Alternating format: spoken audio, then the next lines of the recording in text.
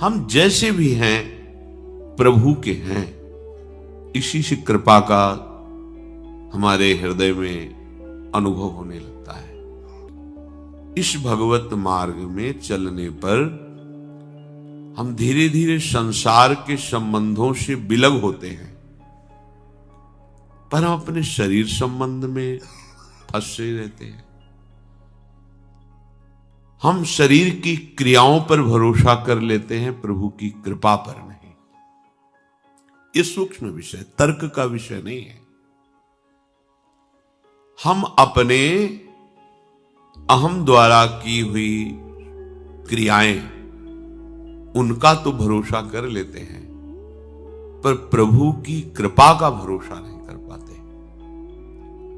यदि कहीं साधु संग से कृपा का परिचय मिल जाए तो ये कृपा निश्चित आपको भगवत प्राप्ति करा देगी। जासु कृपा नहीं कृपा अघाती। कोई भी भगवत साक्षात आज तक किया है तो तुम्हारी कृपा, तुम्हें ही रघुनंदन, जान ही भगत भगत चंदन। भक्तों के हृदय को भक्ति से शीतल करने वाले प्रभु,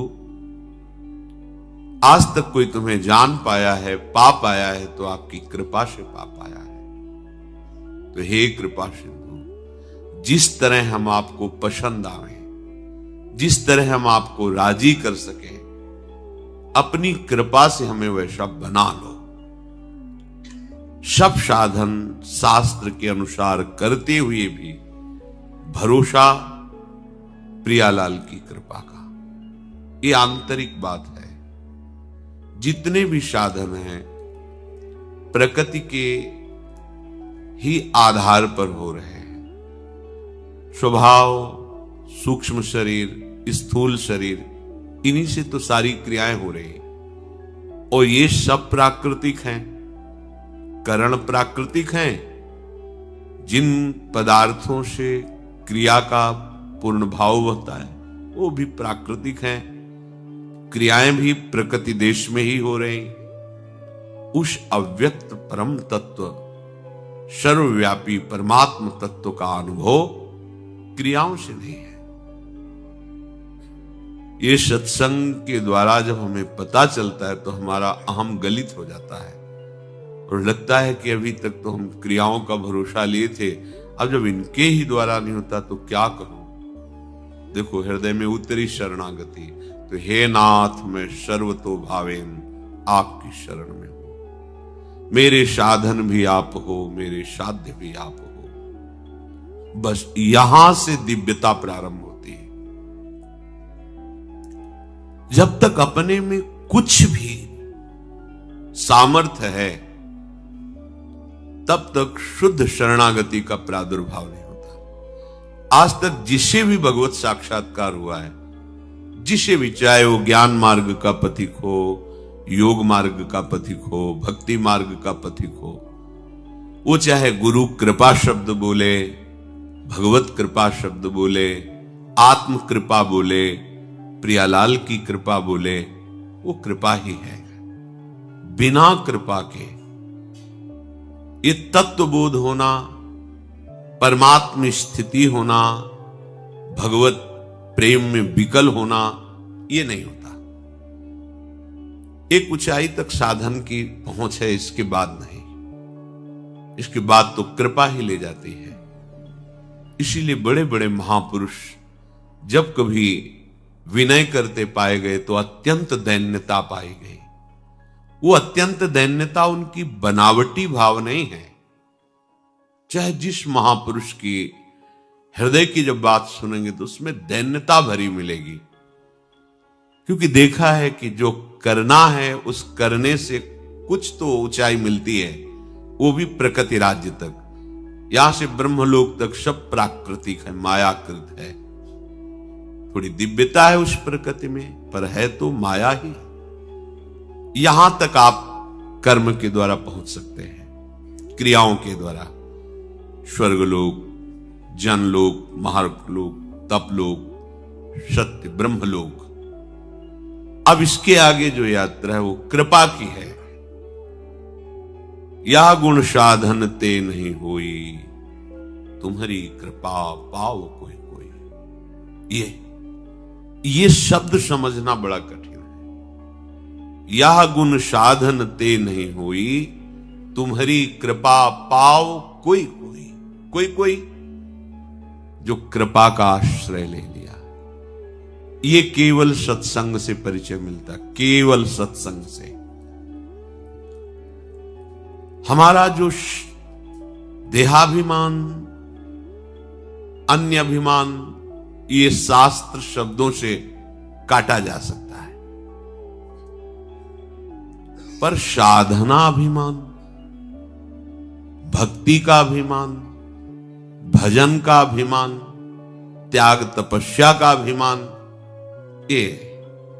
ये केवल संत गुरु हरि कृपा से ही कटता है। ये बना रहता है, भगवत साक्षात्कार होने पर भी बना रहता है।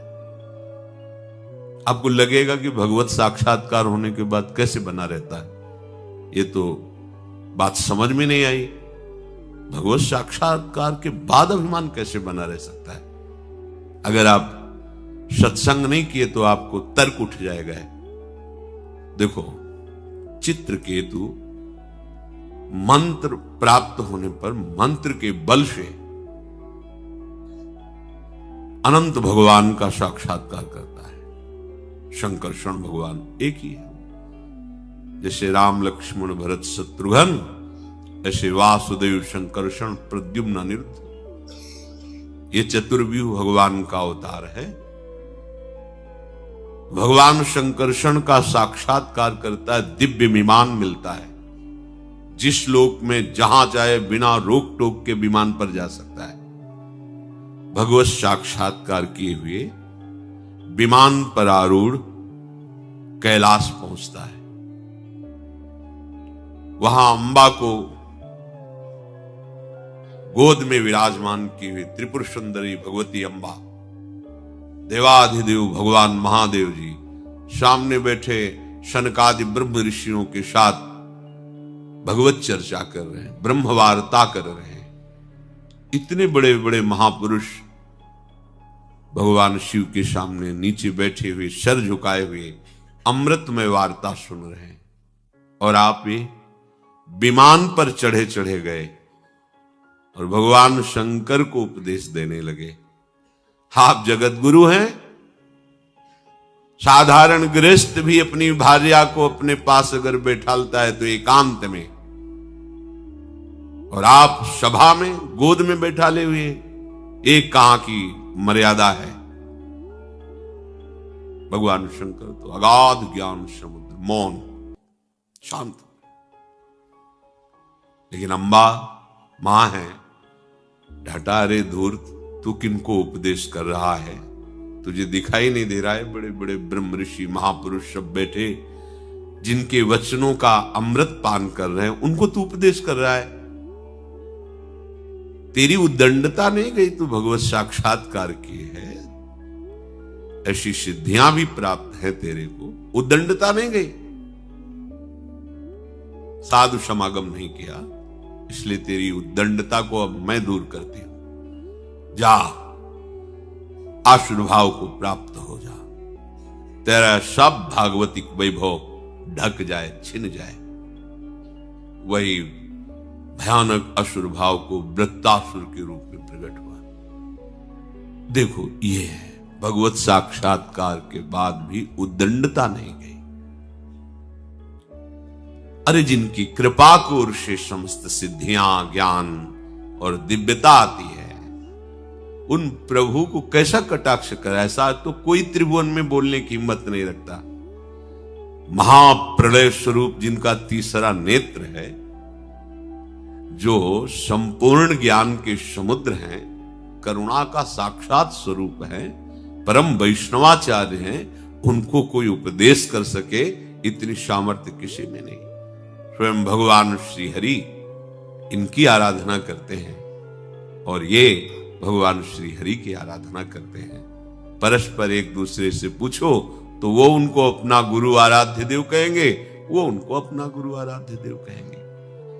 तो हरि भक्त होकर के भी कैसी उद्दंडता इनके हृदय में ये सत्संग से जाती है। साधु संग से अत्यंत दैन्यता आ जाती है और दैन्य ही प्रभु की कृपा का भाजन बनता है। और कृपा पात्र के लिए कुछ दुर्लभ नहीं, कोई भी ऊंचाई दुर्लभ नहीं, क्योंकि कृपा वो प्रवाह है जो किसी भी तरह के बांध से रुकती नहीं, बहाकर जीव को महारस में डुबो ही देती है।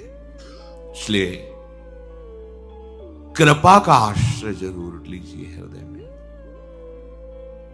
प्रभु की कृपा का आश्रय यदि आपके हृदय में हो गया तो शब्द याद रखिए, आपको कुछ दुर्लभ नहीं है। हमारे अंदर एक वृत्ति है करके प्राप्त करना, संतुष्ट करना, ऐसा करके यही में फंसाती चली जा रही है। करके वहां तक नहीं पहुंचा जाता। जितनी भी क्रियाएं हैं सब त्रिगुणमयी हैं, तीन देहों के द्वारा होती है, और जहां पहुंचना है वो त्रिगुणातीत है। इनकी पहुंच ही नहीं है। हां, इनका समर्पण कर देने से ये वही हो जाते हैं। जैसे लोहे में दाहिका शक्ति नहीं है, दाहिका शक्ति अग्नि में है, पर जब लोहा संपूर्णतया दाहिका शक्ति से युक्त अग्नि में डाल दिया जाता है तो वो भी अग्नि स्वरूप ही हो जाता है। उसमें भी दाहिका शक्ति ज्वालामयी अंदर हो जाती है। लाल लोहा वैसे ही दाह उसमें हो जाता है, यद्यपि उसमें दाहिका शक्ति किंचन मात्र भी नहीं है। पर उसी लोहे को जब अग्नि में डाल दिया गया तो अग्नि स्वरूप हो जाता है।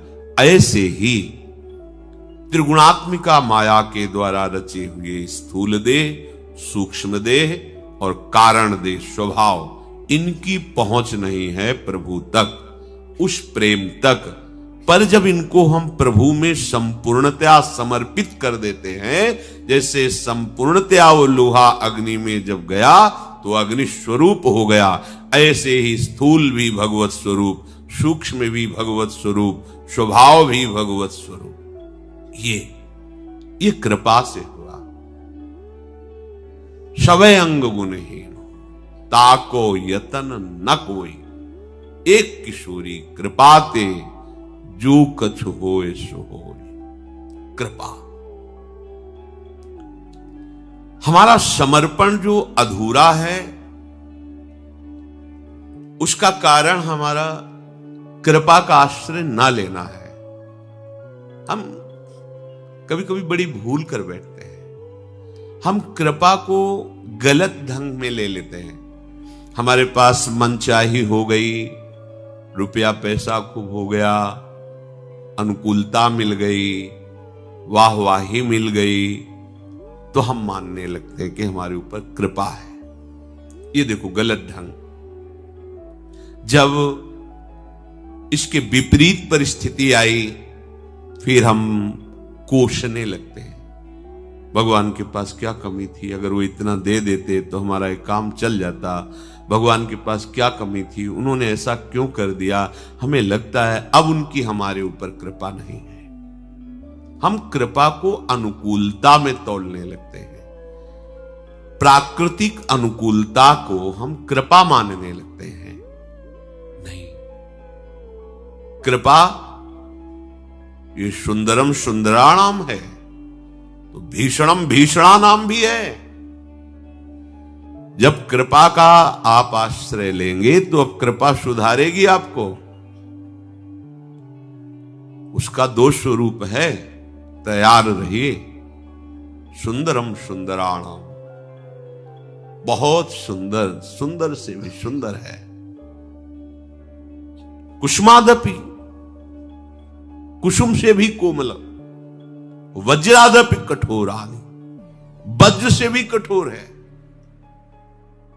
कृपा पात्र को इसकी परवाह नहीं रहती, जो वास्तविक शरणागत है। पर आप परिचय जान लीजिए कृपा का। कभी कृपा बहुत सुंदर रूप धारण करती है, अनुकूलता ही अनुकूलता। जब देखती है कि अभी तो इसमें फंसाव है, अनुकूलता में फंस जाएगा ये, तो फिर वो भीषण रूप धारण करती, विनाश लीला। हर तुम्हारी चाही हुई बात के विपरीत, हर तुम्हारी राग की वस्तु को नष्ट कर देना। अब आपको लगेगा कि मेरे आराध्य देव की मेरे पर कृपा नहीं। आप विपरीत चिंतन करने लगेंगे, आपको संशय हो जाएगा, आप शरणागति को कोसने लगेंगे। कहते हैं शरणागत रक्षक हैं, अमुक कार्य देखो बिगड़ गया, अमुक संतान गई, ऐसा क्या ये इनकी कृपा है? ये अभी आपका समर्पण नहीं, कृपा को नहीं समझ पाए। कुसुम से भी कोमल रूप लेकर कृपा आती है, वज्र से भी कठोर रूप लेकर के आती है। हमें कृपा को पहचानना होगा। कृपा की पहचान वही कर सकता है जिसका अपना कुछ नहीं रह गया है। प्रभु के सिवा सब कुछ होते हुए भी सब समर्पित भाव केवल प्रभु, वही कृपा को पहचान जाता है। कृपा को जिसने आदर देना सीख लिया,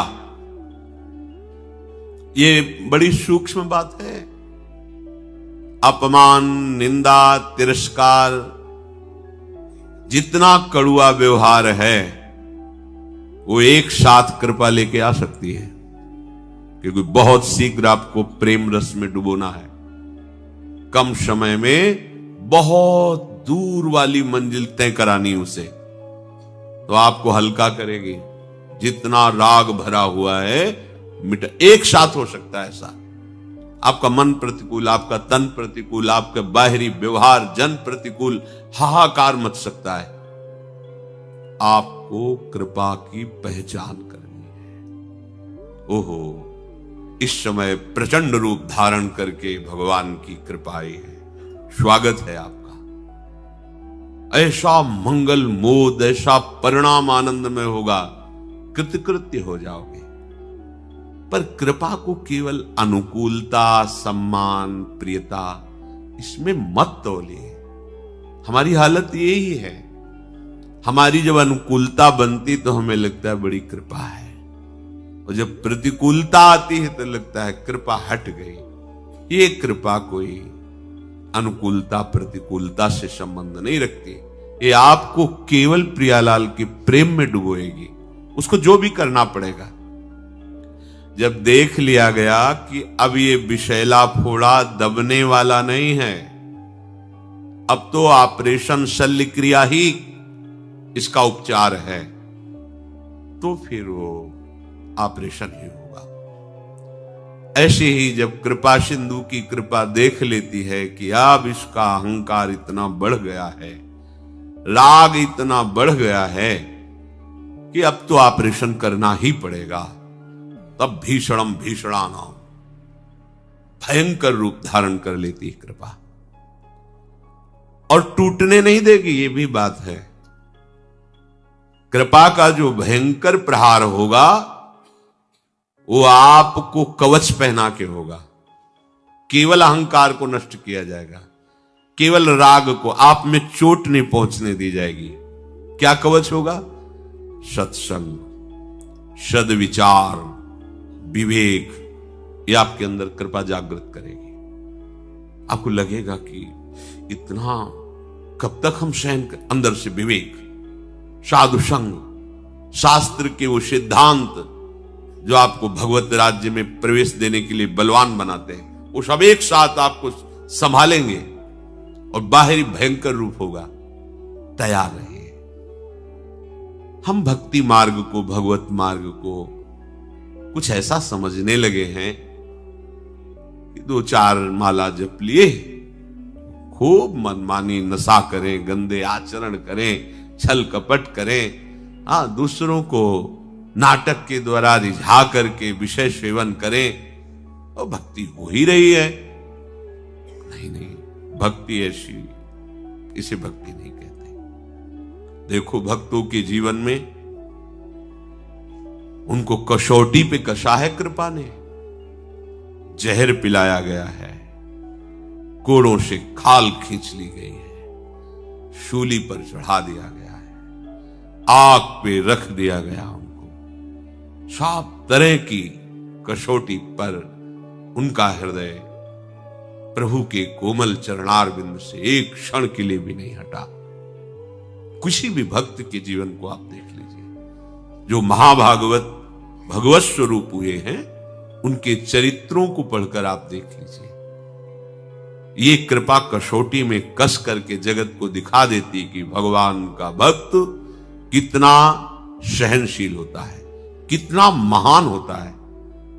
भक्ति एक ऐसा नाटक नहीं है कि हमारी वासनाओं की ये सब लीला चलती रहे, अहम जनित क्रियाएं होती रहे, मान सम्मान प्रतिष्ठा प्रियता ये सब, और हम प्रभु के प्रेमी भक्त। नहीं भाई, गलत मार्ग है। संसार का राग त्याग ही भगवान के अनुराग में परिणित होता है। ध्यान दीजिए, अहम का समर्पण, बिका हुआ मैं हूं, मेरी कोई इच्छा नहीं, मेरी कोई चाह नहीं, अब जो ही कहें करें हम सोई, और जैसा वो करते जोई जोई प्यारो करे सोई मुझे भावे। बात हो गई, प्रेम नेत्र खुलने का अधिकारी हो गया। ये अहम ही तो नचा रहा है। ये कभी वैराग्य में बैठा लेगा, कभी तपस्या में, कभी भोगों में, कभी प्रमाद में। इसके अनुसार थोड़ी भूमिकाएं बनती हैं भक्ति की या ज्ञान की। आचार्यवाणी गुरुवाणी उनकी आज्ञा अनुसार चलने पर हृदय में भूमिकाएं जागृत होती रहती है। ये अहंकारी देहाभिमानी सुधरना ही नहीं चाहता, मनमानी आचरण करना चाहता है। मनमानी आचरणों से ही तो आज तक हम विमुख रहे, सुख से, शांति से, भगवदानंद से। दुख और अशांति, क्लेश और बंधन बार बार यही मन और बुद्धि तो दे रहे हैं। बिल्कुल सत्य बात कह रहा हूं, इसे केवल सुनना ही मत समझ लेना। पूज्य राधा बाबा के वचन, ये साथ आए बिना तुम चाहे प्रेम के प्रवचन कर लो, चाहे सुन लो, प्रेम तुम्हारे हृदय में जागृत नहीं होगा, अंतर्दृष्टि नहीं खुलेगी। श्रीपाद कह रहे हैं अंतर्दृष्टि पश्य वृंदावनस्य, अंतर्दृष्टि से वृंदावन का दर्शन होता है। हमारी देखो बाहर नेत्र तो हैं, पर त्रिगुणात्मिका माया के हैं। स्त्री दिखाई देती, पुरुष दिखाई देता है, जड़ दिखाई देता है, चैतन्य दिखाई देता है, अच्छा दिखाई देता है, बुरा दिखाई, ये कुछ नहीं। यहां सब चिदानंद वपु, प्रियाजू की सहचरियां और दिव्य एक पत्ते की कांति के बराबर भी महामहिम वैकुंठ नहीं है। ये वृंदावन है। वृंदावन द्युति पत्र की उपमा को कछु नाही, कोटि कोटि वैकुंठ हो तेसम कहे न जाए। क्यों कि एक एक पत्ते और फूल में मेरी लाडली जू का प्रतिबिंब पड़ता है। पत्र प्रसून बीच प्रतिबिंब ही नख सिख प्रिया जनावे। कहां वैकुंठ में वो सुख तो सखाओं को भी अच्छा नहीं लगा वैकुंठ का। फिर नित्य प्रिया प्रीतम के अंग सेवी सहचरी भाव अलग। तो वृंदावन अंतर्दृष्टि पश्य। जब तक भगवत साक्षात्कार नहीं हो जाता तब तक बहुत सावधान। इसके बाद सावधान रहने की जरूरत ही नहीं। जैसे मन सच्चिदानंद प्रभु का स्पर्श करेगा, फिर इसको विषय सेवन की स्मृति ही नहीं रह जाती। उसे उपरती अवस्था कहते हैं। एक होती त्याग अवस्था, ये साधक करता है। विषयों के प्रति आकर्षण है पर भोगूंगा नहीं, क्योंकि मुझे भगवत प्राप्ति करनी है। दूसरी होती वैराग्य अवस्था, भोगों का सानिध्य है, ये भी जानते हैं कि हां ये भोगने में मन बुद्धि कहते हैं कि सुखद है, पर नहीं, वो राग रहित हो रहा है। और एक स्थिति आती है कि भोग सामग्री सानिध्य है, ये भोगने वाली चीज, इसकी स्मृति खत्म। जैसे विष्ठा देख करके भोगने की खाने की इच्छा नहीं होगी, वमन देखकर खाने की इच्छा नहीं होगी। मलवत, वमनवत, विश्ववत, ऐसे यहां से लेके ब्रह्मलोक तक के भोगों का उसे त्याग हो जाता है, जिसे उपरति कहते हैं। भोग सामग्री है, भोगने की इच्छा ही नहीं है, ये बोध भी नहीं रहता कि ये भोगना चाहिए, क्योंकि अखंड स्मृति जागृत हो गई आराध्य देव की। पहला उपासक को शांत लक्षण धारण करना है। काम आ रहा है, क्रोध आ रहा है, कोई गाली दे रहा है, विक्षेप हो रहा है, प्रतिकूलता आ रही, अपमान, अनुकूलता आ रही, सम्मान। शांत का मतलब ना हर्ष न शोक, गंभीर, अंदर से गंभीर शांत। पहला लक्षण अंतर्दृष्टि खोलने के लिए सिद्धांत में भी वर्णन, शांति, रव्यर्थ कालत्वम विरक्तिर्मान शून्यता।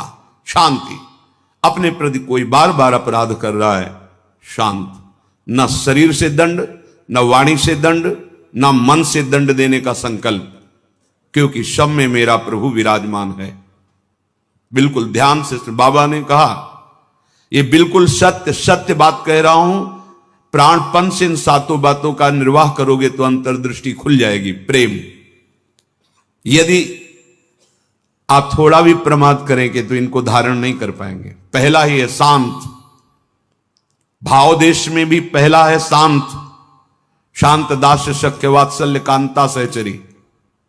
शांत हमारे भगवान का स्वरूप है, शांताकारम, शांत। समझो, वाणी शांत, मन निसंकल्प, कोई चाह नहीं, स्थिति यहां पहुंचनी। शांत का स्वरूप ये, न शोचति न कांक्षति, समः सर्वेषु भूतेषु मद भक्तिम लभते पराम। मेरी भक्ति का परम लाभ, पराभक्ति का स्वरूप ये।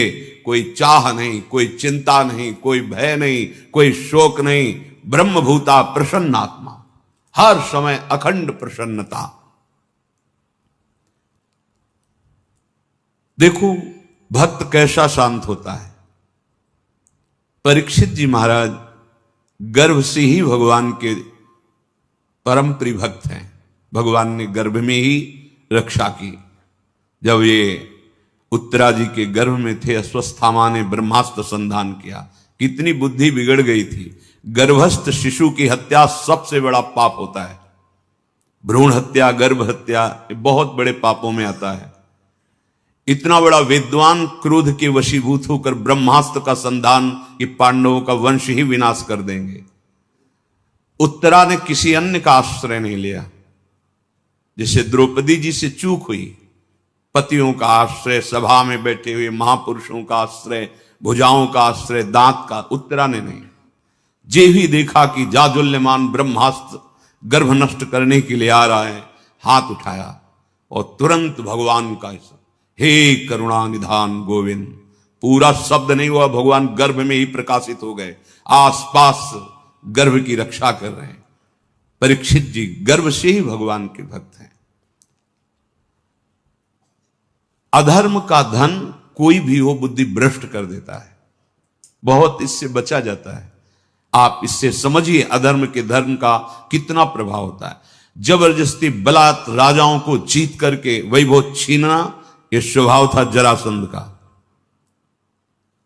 संतों के मुख से सुना कि जब भीम के द्वारा भगवान ने जरासंध का वध कराया, सहदेव का तिलक किया, पर उसका वो मुकुट जिसमें बहुत से राजाओं की जीती हुई रत्न मणियां, हीरे आदि थे, वो मिला के सबसे 20,000 तो कैद किए था। जैसे पशुओं की बलि देना हो, ऐसे वो बलि देने के लिए 20,000 राजाओं को। वही मुकुट एक दिन परीक्षित जी अपने मस्तक पर धारण किए। धारण करते ही शिकार खेलने का मन हुआ, चल पड़े शिकार। इतनी प्यास असह्य हो गई कि ऋषि आश्रम में गए। वो समाधिस्थ थे, अपने स्वरूप में स्थित थे। कोई है आश्रम में, मुझे बहुत प्यास लगी है।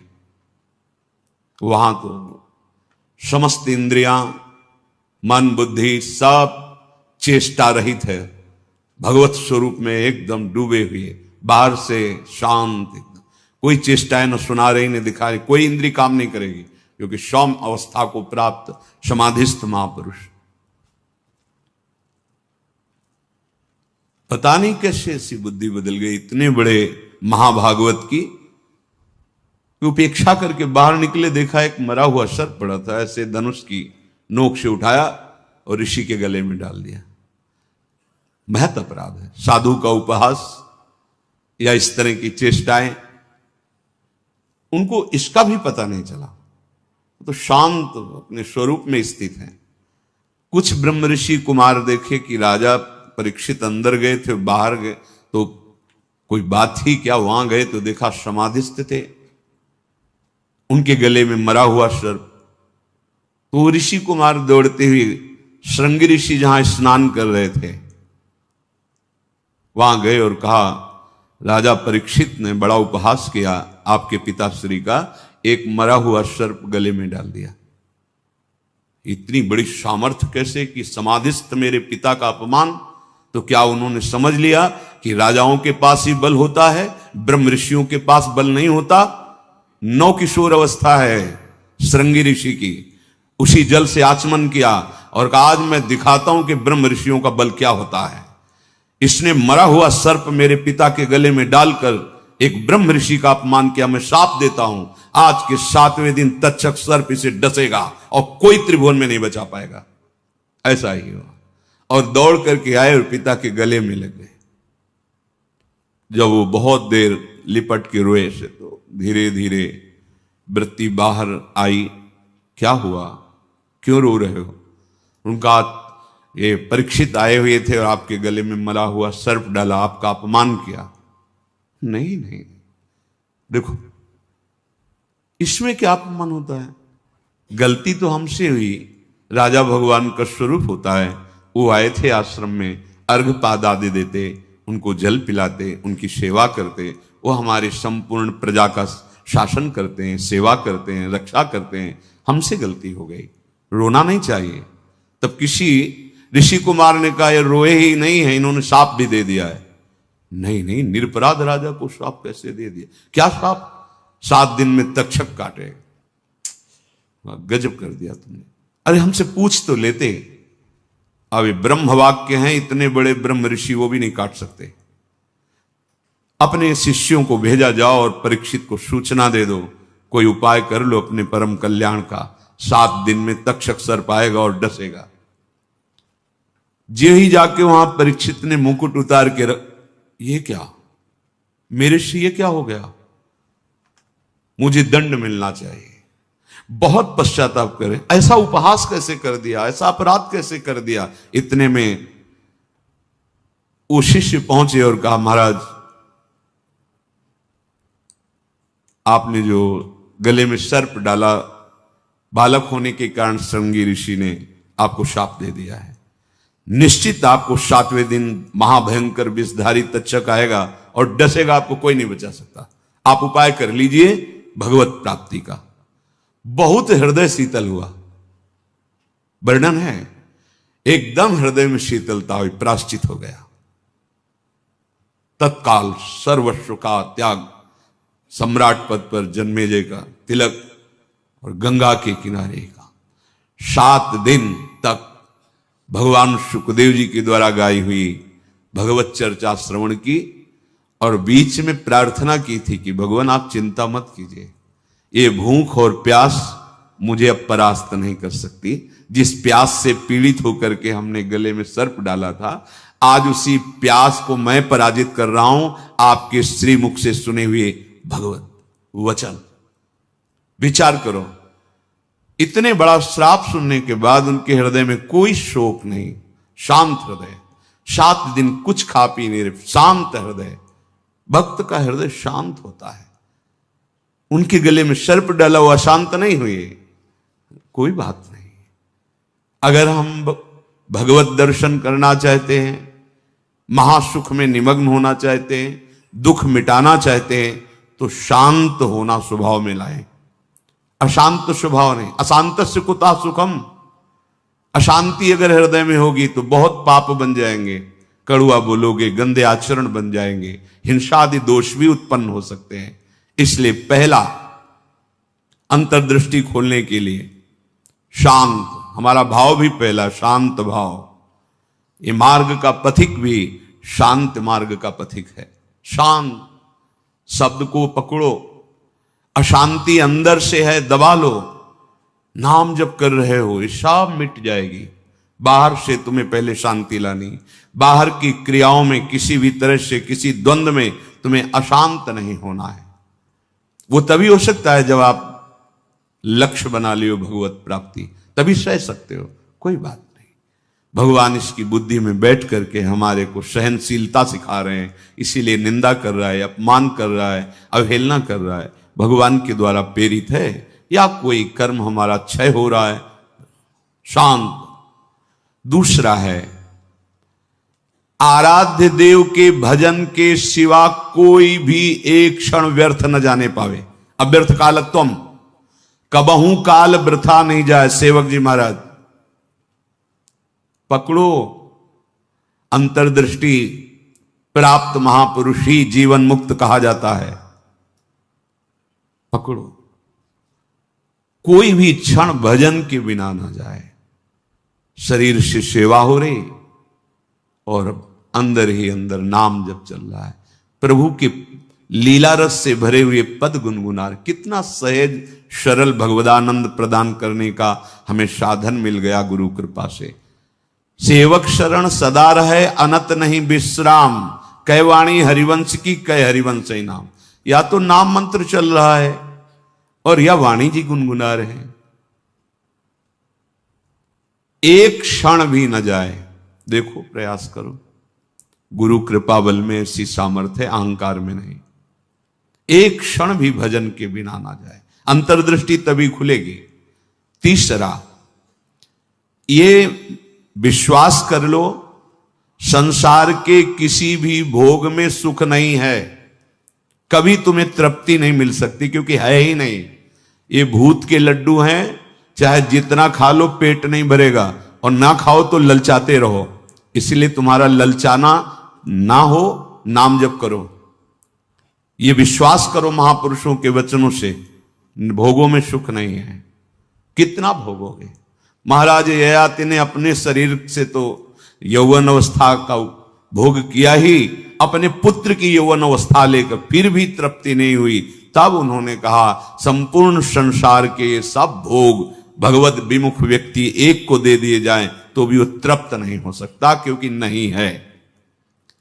कल किसी ने प्रश्न किया था, ऐसा ऐसा हमने सैकड़ों ऐसा ऐसा सब किया, तो हमने कहा ईमानदारी से बताना, वृंदावन में बैठे हो, क्या तुम्हारी तृप्ति हुई, क्या सुख हुआ? तो चिल्ला के रो के बोला, नहीं, नहीं होगी। विनिश्चितम बदामि तेन अन्यथा वचांसि। गोस्वामी जी के, मैं झूठ नहीं बोल रहा, सत्य कह रहा हूं। हरिम भजन्ति, बिना भजन के तुम्हारे इंद्रियां, तुम्हारा मन, तुम्हारा हृदय शीतल हो ही नहीं सकता, विश्राम पा ही नहीं सकता। ये जलाती रहेंगी कामनाएं, तृष्णा, वासनाएं। इसलिए पहले समझ लो, गुरुजनों के वचन मान लेने से निकल जाओगे। अगर अनुभव करने की चले भोग राज्य में, तो आज तक कोई ऐसा नहीं हुआ कि स्वयं लौट पाया हो। हमारी आपकी तो बात जाने दो, बड़े बड़े महापुरुषों में। एक उदाहरण, आद्य गुरु भगवान शंकराचार्य जी नवीन किशोर अवस्था में ही पूरे विश्व को अपने प्रकांड ज्ञान के द्वारा परास्त कर दिया। जब तीर्थराज प्रयाग पहुंचे, पूरे सन्यासियों का साथ में दल होता, मंडली होती, आगे भगवान शंकर साक्षात शंकराचार्यम, शंकरम शंकराचार्यम, ज्ञान का विशुद्ध स्वरूप, तेजों में दृष्टि पड़ते ही चरणों में झुक जाए, ऐसा तेज। मंडन मिश्र नाम के एक बड़े विद्वान थे। भगवान शंकराचार्य जी ने उनसे कहा, सत्य को स्वीकार करो या तर्क। उन्होंने तर्क स्वीकार किया, पर ज्ञान समुद्र भगवान शंकर से कौन जीत सकता है, परास्त कर दिया। उनकी पत्नी बहुत विवेकवान बुद्धिमान थी, आई और प्रणाम किया और कहा, प्रभु आप संपूर्ण विजय अभी नहीं प्राप्त किए, अर्धांग तो अभी बचा हुआ मैं भी हूं, मेरे प्रश्न का उत्तर दे दो, तब हम दोनों परास्त माने जाएंगे। अभी तो आधे अंग को परास्त किया, आधा मैं हूं। बात सत्य है। बोलो, रति में स्त्री को सुख मिलता है या पुरुष को प्रधान सुख? अधिक सुख किसको मिलता है? बहुत प्रवीण थी, जानती थी, बाल योगी है, अनुभव शून्य। अगर ये कुछ बोलते हैं तो आपका अनुभव है ऐसा? क्योंकि सत्य विषय का तो अनुभव है, असत चेष्टाएं तो की ही नहीं, तो कैसे इनको अनुभव होगा? तो चुप हो जाएंगे। पूछा, मुस्कुरा दिए भगवान शंकराचार्य, समय चाहिए इसके लिए। हाँ देती हूं। एकांत हुए अपने सब संतों को लेकर और गुफा में कहा कि मैं शरीर छोड़ रहा हूं, ये सन्यासी शरीर है, महायोगी थे, मैं इसका अनुभव करके उसको बताऊंगा। आप हमारे शरीर को गुप्त रखना और ऐसी ऐसी पद्धति से सुरक्षित रखना, प्रकाशित ना होने पावे कि यह शरीर यहां है। ध्यान के द्वारा देखा कि एक राजा का शरीर छूटा है, अपना शरीर छोड़ा और वहां सौ रख करके विलाप हो रहा था। अचानक हरकत आ गई शरीर में, प्रवेश कर गए आद्य गुरु भगवान शंकराचार्य।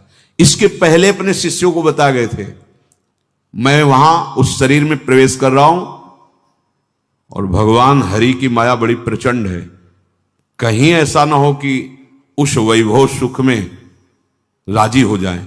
तो एक मोह मुद्गल स्तोत्र की रचना करके दे दी थी, ये आके सभा में सुनाना तो ये सब ठीक हो जाएगा। आद्य गुरु भगवान शंकराचार्य ज्ञान समुद्र, वो कह रहे हैं कि कहीं ऐसे वैभव में, राज वैभव में बुद्धि राजी ना हो जाए, इसलिए मोह मुद्गल स्तोत्र, भज गोविंदम गोविंदम भज मूढ़मते, पूरा स्तोत्र है, ये सुनाना के राज दरबार में। जे ही हरकत हुई शरीर में, तो अब तो महान खुशी, नहीं राजा जीवित हो गए, बड़ा आनंद उत्सव मनाया गया। अब शरीर तो राजा का, लेकिन अंदर योगी, महायोगी, लौकिक चेष्टाओं का बिल्कुल ज्ञान नहीं। रानी बहुत बुद्धिमान थी, समझ गई कि राजा तो पधार गए हैं, इनके शरीर में किसी योगी का आवेश हुआ है। कोई योगी तो क्या, हमारे राजा ही तो है ना। उसने गुप्तचरों को आदेश किया, कहीं भी किसी योगी का शरीर दिखाई दे तो उसको तत्काल नष्ट कर दिया जाए। पहले ही भगवान शंकराचार्य जी ने गुप्त रख लिया था, पहले बता दिया था सुरक्षित रखना।